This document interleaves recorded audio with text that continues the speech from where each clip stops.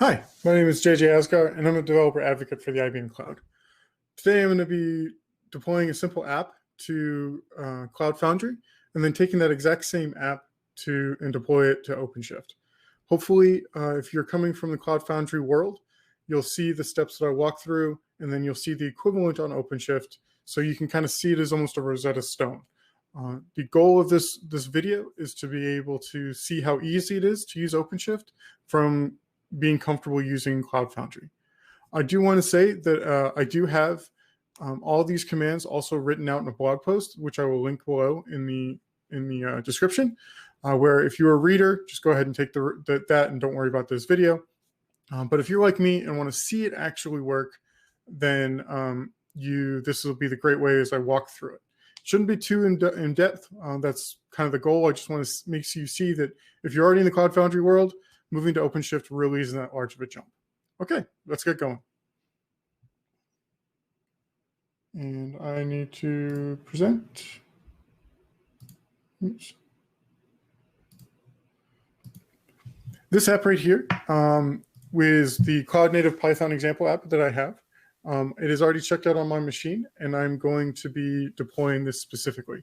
If you want to take a quick look at this app, you should see that it is very straightforward. It literally just returns hello world, OpenShift is neat. But we're not going to do that first. We're going to change that OpenShift to Cloud Foundry, and then we'll push that into Cloud Foundry and work from there. So as you can see here, I have the exact same code. If I go into the app, we'll see that I've already edited that it says hello world, Cloud Foundry is neat. So the first thing we need to do is to create a virtual environment to make sure that what we need to do first is actually test this app, because that's what you would do. You wouldn't just push it up to Cloud Foundry and walk away. So what we're going to do is test this app locally to make sure it does what we want. But we need to create a virtual environment first, just like that. And then I need to do source.venv then activate. And then I need to do, just to make sure, Python, I should be doing Python version 3. And where is it? Just to verify. There we go. We're at Python version 3.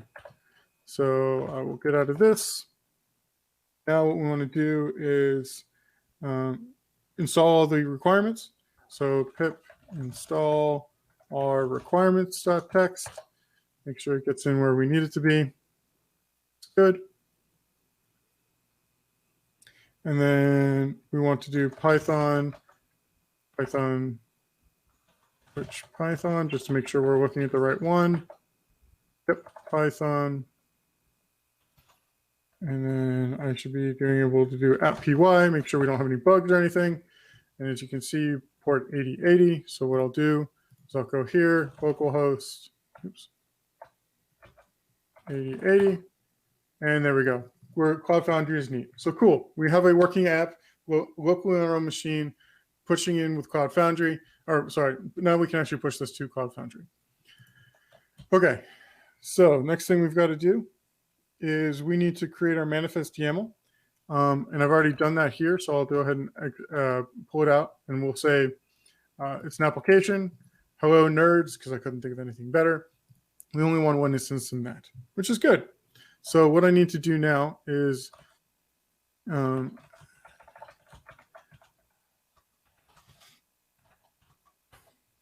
into the IBM Cloud. As you can see here, I'm logging in. I'm using my API keys just because I do this so often. It's very straightforward. And then I've targeted my Cloud Foundry point, and I have my everything set up that way. So now I look at our proc file, because we'll need a proc file. Proc. And just like we did on the local machine, Python, app py, and the web, which is exactly what we want. All right. So now I can just do IBM Cloud CF push, just like you normally do with Cloud Foundry, to say, hey, Cloud Foundry, go push this out to the world. And if I'm correct, this should deploy, and then we should have hello nerds, mybluemix.net here in a moment.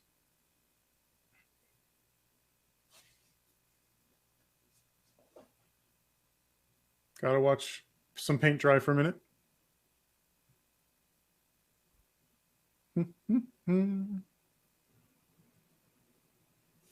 On a other side, what I can do is IBM Cloud CF logs hello nerds, and we'll be able to watch the log at the bottom as we are deploying it. As you see, it's the exact same thing, but that's fine. That's kind of the idea, is what I'll be able to do. As soon as it's done, we'll actually see the requests at the bottom too. One major difference between Cloud Foundry and OpenShift is that, being that OpenShift is Docker based, or it's Kubernetes with and uses Docker containers, we have to create a Docker file. Unlike with Cloud Foundry, as you saw those build packs going by where it kind of guessed that this was a Python app, we explicitly have to tell OpenShift what it is, which gives you a little bit more control, because those build packs, they come from upstream. Yes, you can, I believe you can fork them and edit them to your needs, but Docker is pretty standard now across the board. So people have more knowledge on how to create Docker containers and be able to use them to run their app, which in turn allows you to run this app specifically in a Docker container on your laptop, which is quite nice. So you have the exact same code running both in your your deployed area and on your machine. So that famous saying that your devs always say, well, it worked on my laptop. Well, if it works on a laptop in a container, you can push it out. Okay, so we are running on 8080. We have officially pushed it. It is in a healthy state. So if I am correct here, we should be able to go to hello nerds.mybluemix.net. And there we go. We have our hello world Cloud Foundry is neat. Perfect, right? So, and as we see right here, we also have the connections. So that's all good. Good thing we've successfully been able to deploy something to Cloud Foundry. Okay. I can make a change or whatever, do all of that and push it out again. It's the normal workflow. But let's take the next step and go directly into OpenShift. First thing I'm going to show is the Docker file. As you can see here, the Docker file is pretty much the exact same thing as we did on the proc file, the proc file to tell Python 3 to run the app, and then we just copy the code in, just like we did with Cloud Foundry, in essence, copying it up to the build pack, and then we run our Python, our pip3 requirements, and we make sure that we're using user 101 because that is the way OpenShift needs it. And then just like we saw earlier, we expose port 8080. So there's a handful of ways of doing this to log into an actual OpenShift cluster, but here's an OpenShift cluster I have running on IBM Cloud. I'll open up this console here. And here we go. Oh, got a some SOS will work. There we go. And I'll go ahead and, as you can see, I was playing with this earlier. I'm going to go ahead and delete this because I believe I can do this. So yes, I want to delete it. Goes all away. Thinking about it. But what first we'll do is we'll go ahead and log in. OpenShift has some very strong RBAC on it, and there's a lot of ways of doing it. This is the way I'm going to do is I'm just going to take the token and log in with OC. This token will expire by the time you are watching this video, so I have no problems with showing that. But as you can see, and then I'm using the project default. Earlier, if you saw, this is project Python, CF Python, and now I'm doing project default here. One of the better things to do with OpenShift is to actually make sure, just like Kubernetes, you do work inside of specific projects and you don't do it inside of default. So I'm going to do OC new project YouTube example. Sure, let's go with that. And then I can do OC project YouTube. Oh, I'm actually already using it now. So now what I can do is in this app, I can just type OC new app period.